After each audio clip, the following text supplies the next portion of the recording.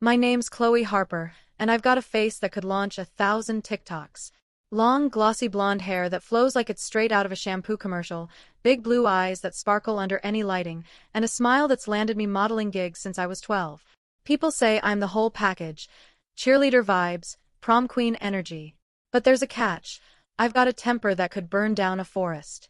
My parents call it my wild streak. I call it survival. I started my freshman year at Westview Academy, a private school in sunny Southern California where the kids are rich, the drama's richer, and the palm trees are basically props for Instagram. I was ready for a fresh start, a clean slate, mostly because my parents made me a deal I couldn't refuse. If I could get through the semester without starting a fight, they'd buy me a beach house in Malibu. A whole beach house, with ocean views and a private deck for sunset parties. So I swore I'd keep my fists to myself. No matter what. Enter Madison Carter, our class president and resident queen bee. Madison was the kind of girl who'd spend an hour on her makeup just to look effortlessly natural. Perfectly highlighted hair, designer handbags, and a smile so fake it could star in a toothpaste ad. Her dad was on the school board, which meant she acted like she ran the place.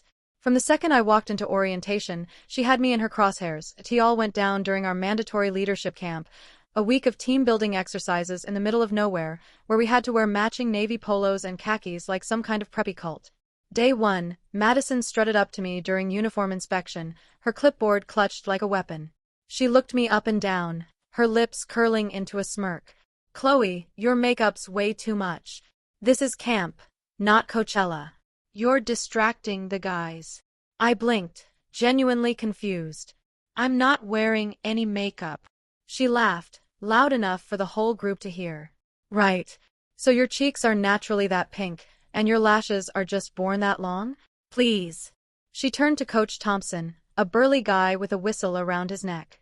"Coach, she's breaking the rules. Make her run 50 laps." Coach Thompson squinted at me, scratching his head. "Her uniform's fine, Madison. Let's move on." Madison's face turned the color of her overpriced strawberry smoothie. "She's not fine. She's out here looking like she's auditioning for a reality show. She's probably hunting for a rich boyfriend to bankroll her." The other kids snickered, and I felt my blood boil. But I thought of that beach house, those waves crashing, that infinity pool, and unclenched my fists. I flashed my sweetest smile. First, I'm not wearing makeup. Second, the camp handbook doesn't ban it. Third, maybe you're just mad your contour game's so weak you need a YouTube tutorial. The crowd erupted in oaths. Madison's jaw dropped, and for a second, I thought she'd explode. Instead, she stormed over, swiped her hand across my cheek, and held it up like she was expecting to show everyone a smear of foundation. "Nothing. Not a speck." Coach Thompson sighed. "Madison, she's clean. Drop it." But Madison wasn't done. During lunch, she cornered me again, this time waving a pair of scissors she'd swiped from the arts and crafts station. "Your hair, Chloe. It's too long, too perfect. Everyone's got a sleek ponytail for camp, and you're out here looking like a freaking mermaid. It's ruining our team vibe. Chop it off, or I will." My roommate, Ellie Parker, a no-nonsense girl with a pixie cut and a skateboarder vibe, jumped in. "Who died and made you the hair police, Madison?" "I'm class president," Madison snapped, tossing her hair. "I'm responsible for our image. Chloe's making us look like a circus." I untied my hair, letting it spill over my shoulders like liquid gold. The girls around us gasped, some whispering about how my hair was goals. I shrugged, feigning innocence.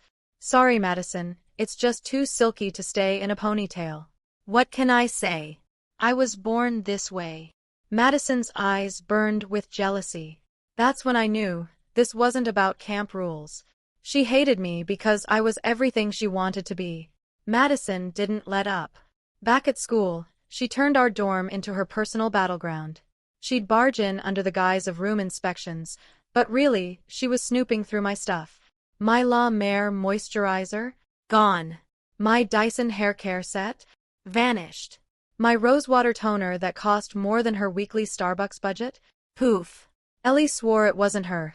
She was the type to wash her face with bar soap and call it a day. It had to be Madison. I decided to play dirty. I bought a new set of luxury products, shampoo, conditioner, face masks, the works, and posted an Instagram story raving about my $500 shampoo and $300 face mask that made my skin glow like a filter. I left them in plain sight in our dorm bathroom, knowing Madison couldn't resist. Sure enough, the next day, they were gone. That night, our dorm room door flew open with a bang. Madison stood there, clutching a clump of her own hair and my shampoo bottle. Her scalp was practically glowing under the fluorescent lights. "You put hair loss serum in this, you psycho," she screamed, shaking the bottle at me. I gasped, clutching my chest like I was in a soap opera. "Madison, why do you have my shampoo?" "That's for my dog, Rufus. He's got mange." I whipped out my phone, already live streaming to my 10,000 followers. "Guys, the class president just admitted to stealing my stuff. And now she's bald." The comments flooded in. "Busted. LMAO, she's shining like a bowling ball." Madison lunged at me, but I dodged, accidentally banging my head on the desk and wailing, "Help! She's trying to kill me." By now, the live stream had gone viral, racking up thousands of views. Ms. Larson, our advisor, rushed in, her face pale. "Chloe, what's going on?" I played the security footage I'd pulled from the dorm's hallway camera. Madison, clear as day, picking my lock with a bobby pin. Ms. Larson's jaw dropped, but she still tried to cover for Madison. "Chloe, it's just a misunderstanding." Madison was checking for hygiene violations.